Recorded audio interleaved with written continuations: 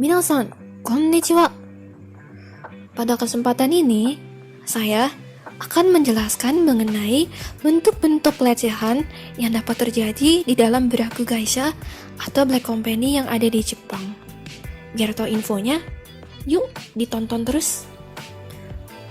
Oh iya, hampir lupa nih. Perkenalkan, nama saya Maria Bella Putri dari Prodi Bahasa dan Kebudayaan Jepang Universitas Gadjah Mada Angkatan 21. Salam kenal semuanya. Yoroshiku onegai shimasu. Sebelum menjelaskan detail-detail mengenai bentuk-bentuk pelecehan yang dapat terjadi dalam Biraku Gaisha di Jepang, mungkin ada baiknya apabila saya menjelaskan dulu apa itu Biraku Gaisha.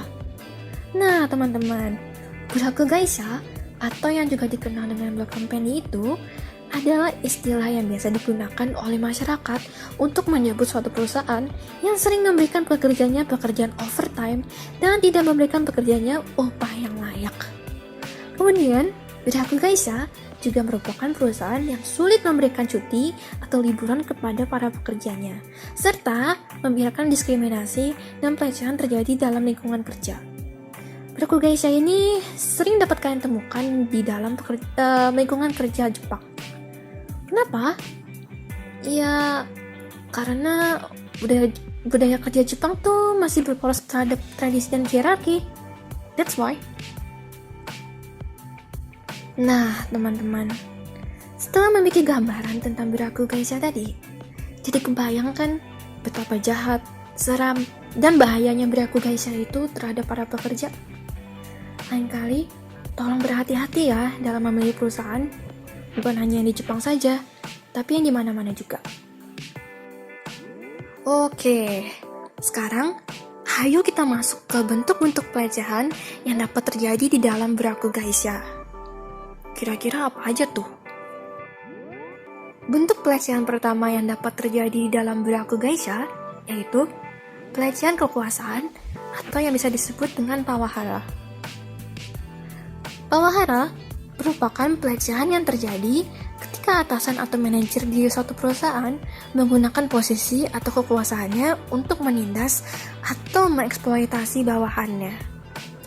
Contoh eksploitasinya tuh seperti intimidasi, pemecatan yang tidak adil, dan pemberian beban kerja yang ada di luar nalar.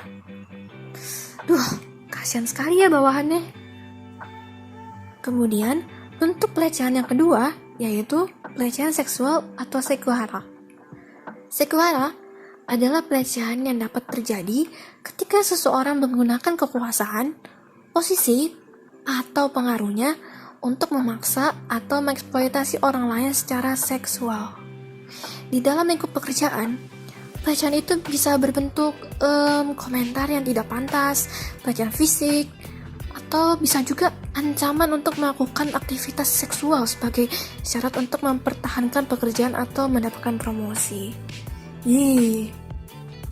Lalu, bentuk pelecehan yang ketiga adalah pelecehan moral atau yang bisa disebut dengan moral hara. Moral hara ini merupakan pelecehan yang berkaitan dengan pemberian perlakuan tidak etis atau tidak pantas terhadap karyawan atau bawahan. Seperti contohnya itu, ketika atasan suatu perusahaan memaksa bawahannya untuk melakukan tindakan yang bertentangan dengan nilai atau keyakinan para pekerja itu sendiri. Atau contohnya yang lain lagi itu, ketika seseorang nge-ghosting atau ngacangin teman kerjanya secara sadar dan sengaja. Jangan dicontoh ya teman-teman. Lalu, ada lagi bentuk pelecehan yang keempat, yaitu pelecehan alkohol atau aruhara. Aruhara adalah pelecehan yang memiliki kaitan dengan budaya minum-minum alkohol di lingkungan kerja Jepang. Beberapa Biraku Gaisha mungkin memiliki kegiatan minum-minum alkohol antar pekerja sebagai bagian penting dari budaya perusahaan mereka sendiri. Namun masalahnya, tidak semua orang itu bisa minum alkohol atau toleran terhadap alkohol, termasuk saya. Jadi mau tidak mau, orang itu terpaksa harus minum. harus ikutan minum alkohol demi nggak dipermalukan oleh teman-teman kerjanya hanya gara-gara menolak untuk minum. Kemudian, bentuk pelecehan yang paling terakhir, yaitu pelecehan maternitas atau matahara. Bentuk pelecehan ini dialami oleh wanita hamil dan ibu beranak yang sedang bekerja. Pelecehan tersebut bisa berupa penolakan cuti hamil, penolakan pengambilan waktu istirahat untuk merawat anak, ataupun bisa juga pemaksaan pemberhentian kerja hanya karena perusahaan menganggap kalau ibu-ibu ini merepotkan. Jahat sekali. Baik teman-teman semua, itulah bentuk-bentuk pelecehan yang bisa terjadi di dalam Byakugaisha yang ada di Jepang. Aduh, Byakugaisha kok bisa setega itu ya? Padahal tindakan-tindakan pelecehan tadi tuh merupakan pelanggaran serius loh terhadap hak-hak pekerja. Kalau dibiarin seperti itu terus, nanti kasihan para pekerjanya. Bisa saja keadaan fisik, mental, dan emosional mereka lama-lama memburuk loh karena dilecehkan terus-menerus. Teman-teman semua, oleh karena itu, yuk mari kita perjuangkan lingkungan kerja yang aman dan adil itu demi kesejahteraan para pekerja.